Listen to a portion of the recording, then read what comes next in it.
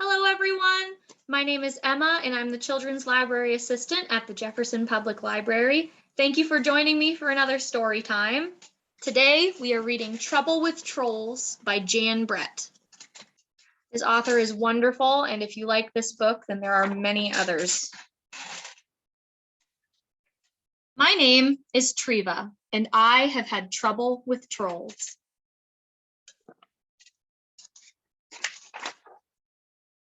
It happened one day in early spring when I decided to visit my cousin who lives on the other side of Mount Baldy.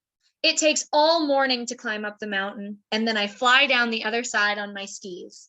My dog Tuffy and I walk up the path until we've reached the place where the last of the old trees stood, and that's where the trouble with trolls began. There's Tuffy and Treva.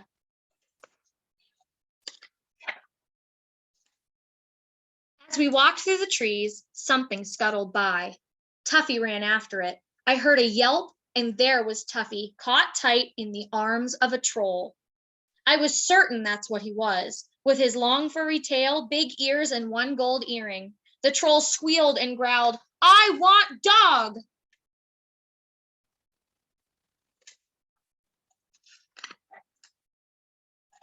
He waggled his ears back and forth at me.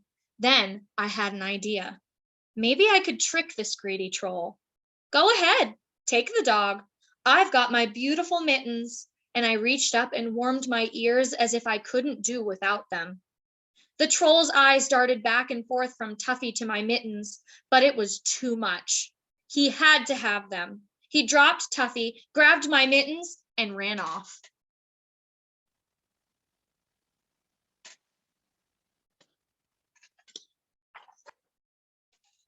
I was so pleased about tricking the troll that I didn't notice that Tuffy was missing again until I came face to face with a second troll.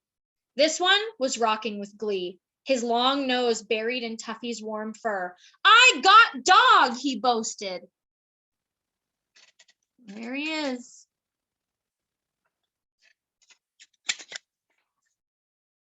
I shrugged. "Oh, you can have the dog. Just don't take my favorite pom-pom hat." I fluffed it up and dusted my nose with it. The troll's eyes lit up. He snatched the hat and scurried away as fast as he could go.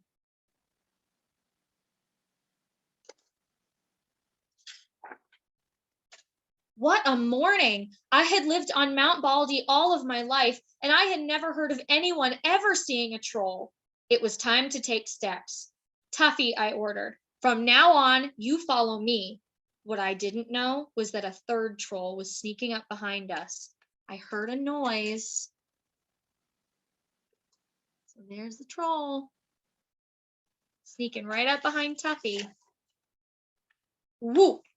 This troll grabbed Tuffy by the tail and was pointing to a big iron pot. "Pull, pull!"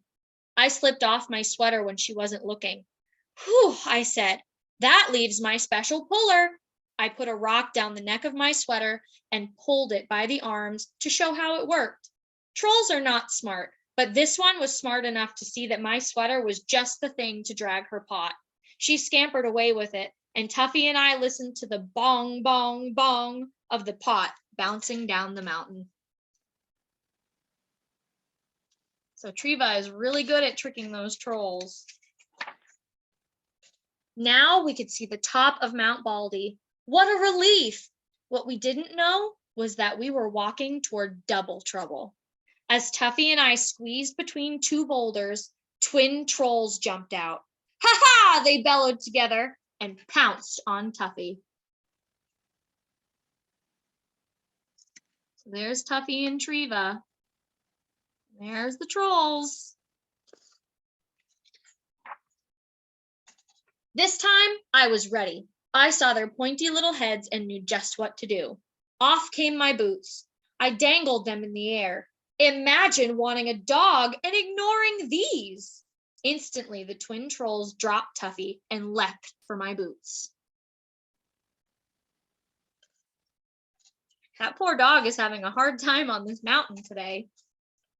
As they disappeared into the distance, I looked down at Tuffy. The top of the mountain was close. I'm not taking any chances. I'm going to carry you the rest of the way. Each step was harder, and I held Tuffy tightly and kept going. When we reached the top, all 5 trolls were waiting. Uh-oh. We want dog, they bellowed and ran toward us. In the scuffle, they got Tuffy away from me. I closed my eyes to keep back the tears, but then I knew what to do.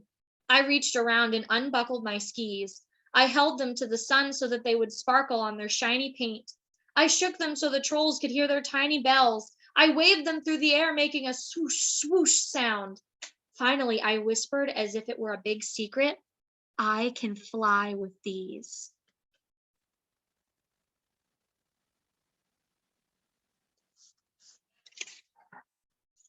Fly, the trolls roared. How fly? I picked up my ski poles. I blew on my hands to warm them. I'll need my mittens to show you. The troll with the big ears threw my mittens over. I can't fly unless I can see, I said reluctantly. I'll need my hat to keep the wind from blowing my hair in my eyes. The troll with the long nose tossed me my pom-pom hat. Look, I said, shivering in the wind. Flying is easy, but I can't do it without my sweater, and that's final. The other trolls stared at the troll with my sweater. She hesitated, but then she gave it to me. I put it on and positioned my skis on the snow. But even the trolls could see that my feet could not fit into the bindings. I really need those boots, I said reassuringly to the twins. Looks like Treva's getting all of her stuff back. Now I had everything back. My mittens, my hat, my sweater, my boots. I stood at the top of Mount Baldy ready to go. I held a piece of yarn high in the air to test the wind for flying. It was too much for the greedy trolls. Fly, fly, fly, they clamored. I need you to push me. Can't push, they cried. Hold dog. Okay, I said, sighing. I'll hold the dog.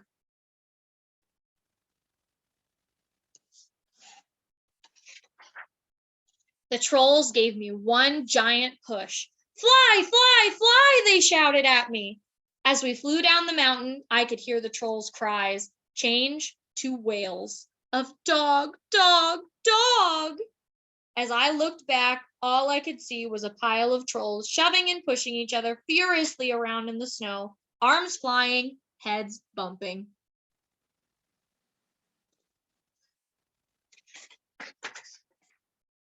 Tuffy and I made it safely down the mountain, and the trolls have never been seen again.